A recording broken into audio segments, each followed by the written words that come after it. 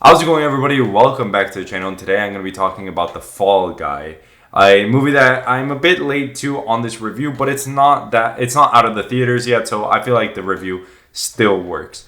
So the movie is actually a pretty good movie, and I don't want to dive too deep into what the movie entails itself. You can go watch it in the theaters. It's a very enjoyable movie, very cliche, has a lot of cliche elements to it, but I found to be a very interesting movie.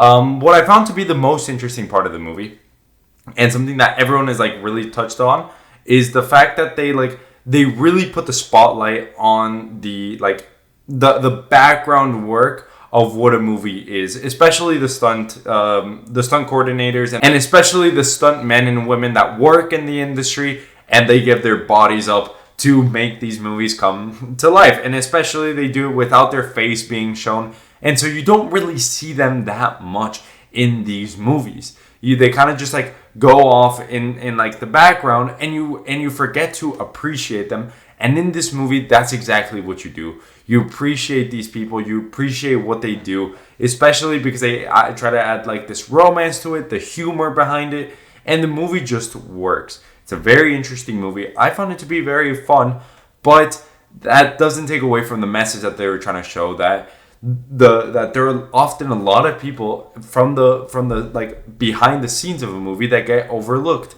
Maybe they don't want to be the front row people, the people that get the spotlights, like Ryan Gosling, Emily Blunt, that star in this movie, but they still work very hard to perform what they do, and they do reserve the recognition that they should have. And so I thought that this movie was just a great way of showing that. I enjoyed it a lot, and I really hope that they do more movies like this. Maybe not with the comical element of it or the romantical element of it, but maybe movies on directors, screenwriters, and people that really just work in the back of the cinema that you don't really get to see. You see their project come to life, you see their big movie, and you enjoy it, but you don't really think too much of them because who you're seeing is Ryan Gosling doing all these things. And so I just found it to be a super interesting movie. I really liked it like that. The runtime is 2 hours and 6 minutes. I found it to be a good movie. I didn't have a problem with it, but I didn't find it to be a movie that I would go rewatch to the theaters just like that. If my friends were let's go rewatch it, I'll go rewatch it, but I wouldn't just go by myself to rewatch it again. It was a fun event. I really did enjoy it.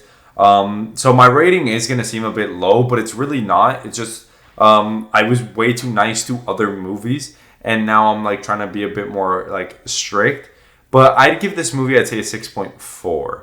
The movie was really good. It wasn't really out of this world, but it was good enough for me to enjoy it and for me to laugh at some of the jokes.